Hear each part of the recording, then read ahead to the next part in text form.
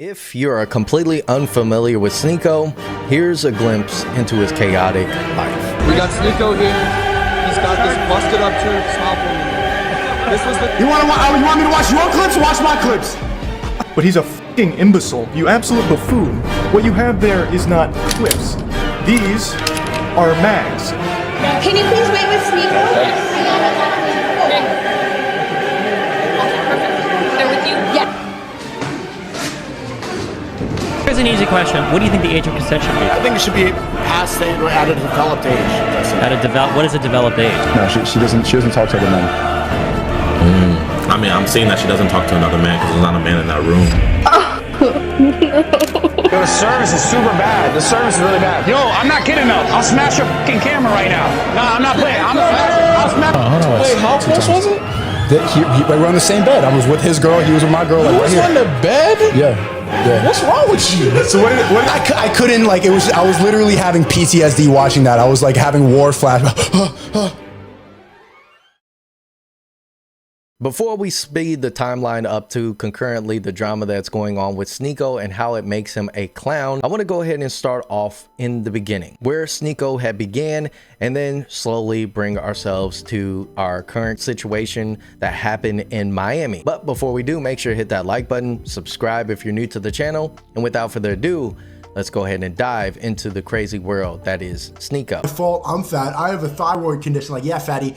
Clearly, I'm not talking about. Sneako had popped up on YouTube and actually had taken off and brought in viewers, even the likes of MrBeast, with his introspective views on life. We spend time crafting this image of ourselves with filters, music quotes, and edgy tweets. It's pretty much like making a Sims character. How you see me on. A lot of people were drawn into this very charismatic kid that seemed that he was wise beyond his years. It wasn't until later that actually Sneako and MrBeast would work together on a certain project. No one thinks you look like Tom Cruise. I hear it all the time. I look like Tom Cruise, right?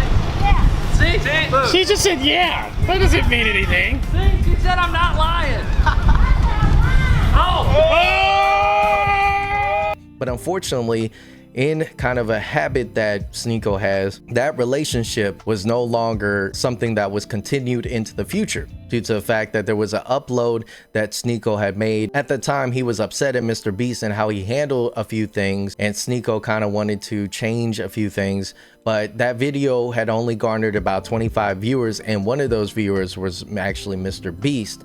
And at one point, this big giant, this person that could have changed Sneako's life, had then cut ties. Now it's not completely over for Sneako. He later on found his own little niche in creating some very unique kind of podcast 1-minute style videos where he would ask people on the street some introspective questions. You can see that he's very deep and physiological. Do you matter?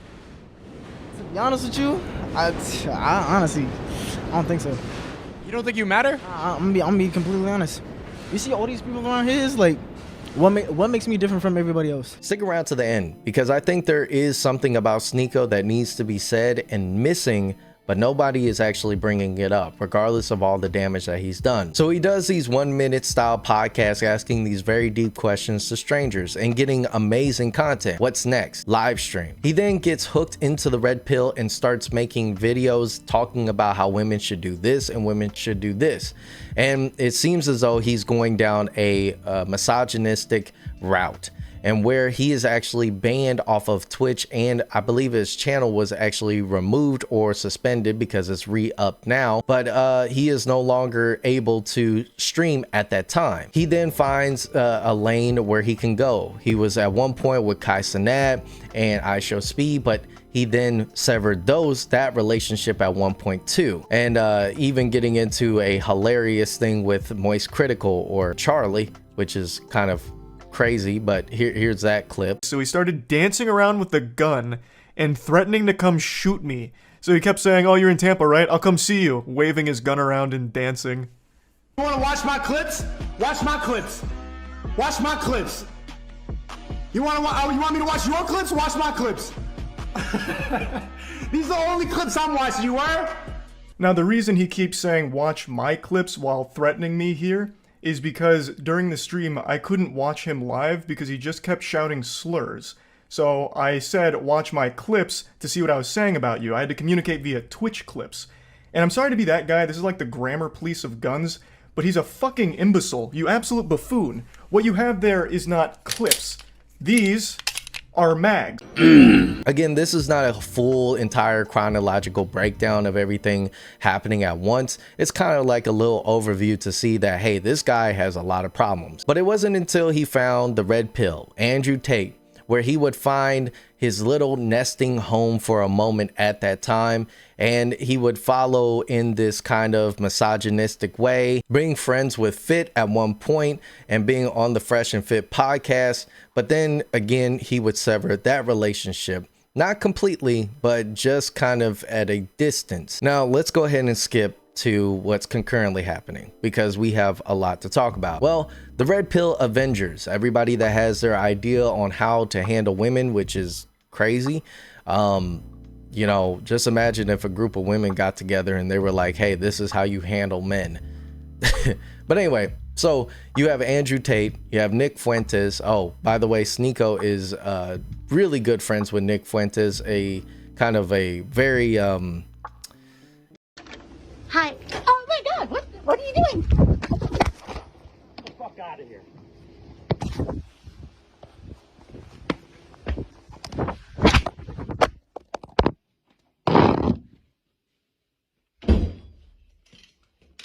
yeah, you know what? You do your research on that guy. You also have Fit, Tristan Tate. You also have Justin Waller, Sneako himself, and then this one dude that's obsessed with his looks. Let me know. I can't say his name. I forgot. They're out in Miami giving everybody content, talking about how you handle women, how don't text her within 2 days, or don't even think about her because, you know, you're giving her absolute power. Yeah, these were some god tier tips for the incels that haven't even touched any woman in their entire life. It was nice of you to save me like that.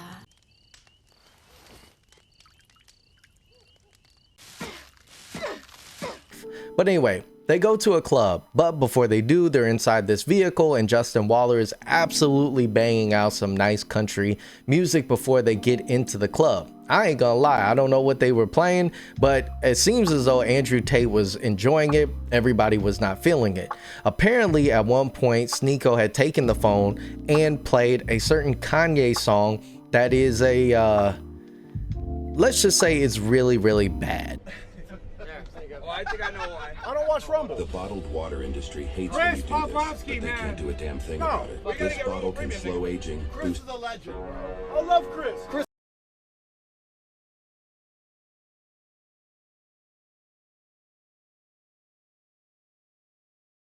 One thing that I did fail to mention is that there was speculation initially, was it Sneako that took the phone or was it somebody else? And according to this video, if you play it back, I'll let you guys come up with your own decision. It's quite clear who actually has it, and it might just be that Sneako is a fall guy for this whole entire situation. I think I know why. I don't watch Rumble. The bottle. And so they all, you know, listen into this song at one point. They get out, go into the club, and you would think, oh, okay, that's happening once. They go in this club and they stand around and do that kind of thing where a lot of dudes that feel uncomfortable and they just go to the club for no dang gonna reason and hold a bottle in their hand. That's all they were doing. They had women around them, didn't even talk to them or looked above them and tried not to make eye contact. And apparently this was Nick Fuentes' first time in the club.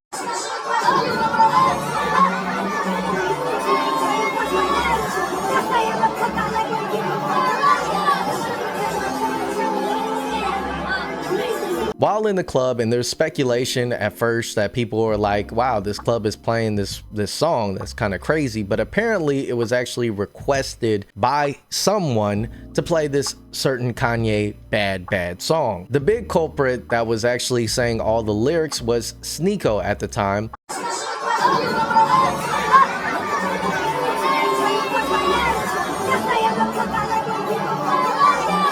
and then he would get the brunt of, you know, the drama that were to come out for him. After the event, he got a call from a friend or somebody that he was an acquaintance with that, hey, I can't mess with you no more. I don't like what you do. I don't like the music you listen to. I don't like what you represent. Here's that clip. So I'm banned from everything? That's what I hear. From who? Who said that? You're banned from virtually, am I on stream? I don't want my face on stream. Oh, okay, yeah, just put your voice. You're virtually banned from every single hospitality group in the United States. Like what? Tao Group, Groot Hospitality, H-Root Group, virtually every restaurant, every venue, every nightclub, you're pretty much banned. After getting that, he realized that he was getting backlash, not just from him, but multiple people. And it seemed as though Andrew Tate had to diss him on Bradley Martin's interview. And check this out. You know, people will say, you know, he's not top G anymore, he can't fight anymore, etc. When I was in my prime, I did it. Yeah. So I get to live and sleep peacefully at night, knowing that when I was 20 something and I was in my prime, I used my youth and I did it. Yeah. You know, and I'm not or Sneako will say he's top G. Oh, no. I'm sorry. I'm sorry. Can I ask you about that? Sure. I'm curious because you guys have had I don't know how much time you've had together, but I remember a long time ago, I think he went to Romania. Yeah. He wanted to be me and he copied me for a very long time. And then eventually via Fresh and Fit, he came out to see me and then he was really weird. So I stopped talking to him. And for years I didn't talk to him because he's done many very weird things. And the only reason I'm not telling the story is because he loves attention so much that he wants me to tell the story. Fair. That's just who he is. Fair. And he's a weirdo. And I refuse to talk to him because he's very strange. And basically, I think his name is pretty appropriate. You know, anyone who calls himself Sneaky. Hi, my name's Sneaky. After that, he realized that, dang, nobody's in my corner. I didn't do this, but you'll see that actually Sneako has a problem of being the victim in majority of it and does not take accountability for the things that he's done. Now, again, if you want me to do a full video and all his drama and all his kind of antics that he's getting into, make sure to hit that like button and subscribe. That makes me want to go ahead and make that full long video. So it seems as though that, you know, he also gets a call from Fit after the whole entire situation. And he's asking the question like, hey, did you see that tweet that Tristan made? And here's that tweet.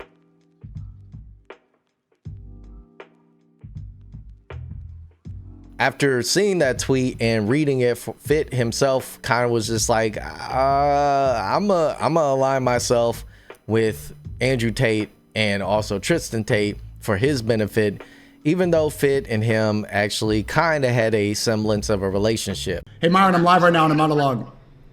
Okay, my bad. What's going on? No, I'm good. If you're live right now, I'll just hit you back. Did you see the Tristan tweet? What do you think? The one you sent me earlier? Yeah. Yeah, I just saw from what you sent. Well, I mean, they talked about it online. What do you think? You don't want to? I mean, it's okay if you don't want to. Yeah, what time are you off stream? How much longer do you think you'll be on? You'll be done by. You're still here in Miami, right? Yep. All right, I'll hit you after. What's the?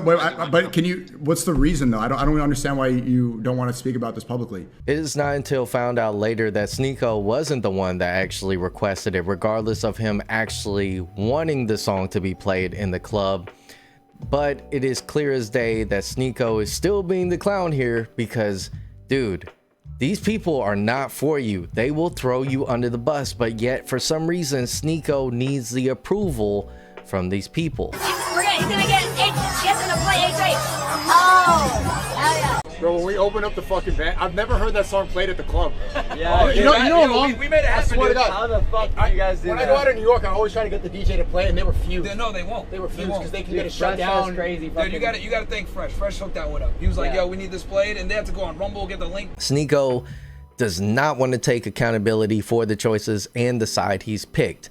So Andrew Tate, regardless of Andrew Tate not being the top G anymore, The strike. Tate eating shot after shot, trying to escape. This could be the beginning of the end. disses Sneako. Tristan Tate disses Sneako on Twitter.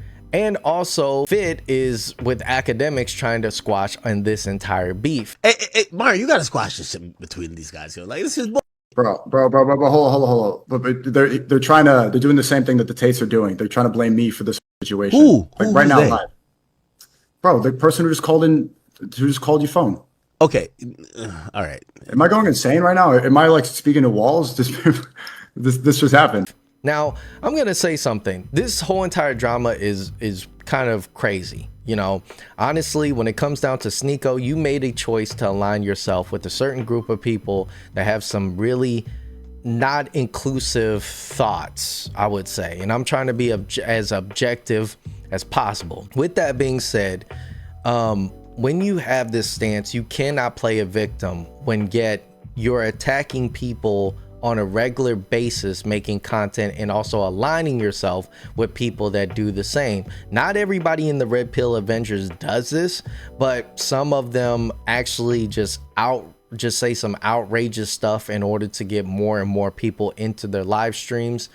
And that's where, you know, Sneako's problem lies. Sneako is an individual that has the capability of being around some powerful people at their time or of their height or their popularity. And it seems as though Sneako has an absolute way of being a clown and wanting to destroy any semblance of a relationship because he doesn't want the person to do this or do that, or they want that person to side with them on every single detail. And it's quite sad that Sneako thinks that he is actually the victim here. And I think the victim mentality is always comes down to being racially ambiguous. Why would I say that? Well, because I'm also Miles Morales. No, I'm not Miles Morales, but I'm Puerto Rican and black. That's what Miles Morales is. And growing up, I had no identity of being black or Hispanic. And that was always hard for me to kind of grow up with. But I, at one point, tried to fit in with the blacks or try to fit in with the Hispanics, but truly never really meshing. And I feel as though the height of Sneako not really, you know, being a normal guy has been hopping to person in order to find his place because of not having a culture. And this is me just speculating. I'm not taking away anything bad that Sneako has done because, I mean, he's absolutely said some horrendous, crazy things. But the thing is that he's trying to play victim and you're not. You're trying to find an identity with streamers, with YouTubers, with politics, but yet you haven't found your own identity. I've came to my own understanding that honestly, yeah, you might be racially ambiguous or people don't know what to label you as, and that's fine. But that doesn't mean that you have to latch on to groups in order to find your worth. Your worth is inside of you. But the damage that Sneako has done, yes, I don't think there's any kind of redeemable thing because he has never stood on a strong moral principle. He'll still get many views, many supporters. Is that deserved? In my opinion, no. That young version of Sneako that was introspective and ready to question certain things is long gone. We have a more tainted version of Sneako that has turned into a clown. I wonder if Sneako, if he were to run into his young version of himself, would the young version of him be happy of what he's become? Or would he be like, wow, you turned into everything I was against? I see that Sneako is a young individual, but he didn't play his cards right. Let me know what you guys think in the comments below. Am I right? Am I wrong? This whole entire situation is drama, but it is an introspection of a man without a home. With that being said, I've been your host, Hotcher, and thank you for watching this video. Catch you in the next one. Peace. What you really need, Chad, is some yeah, shut up with your feminism. Yeah, come here.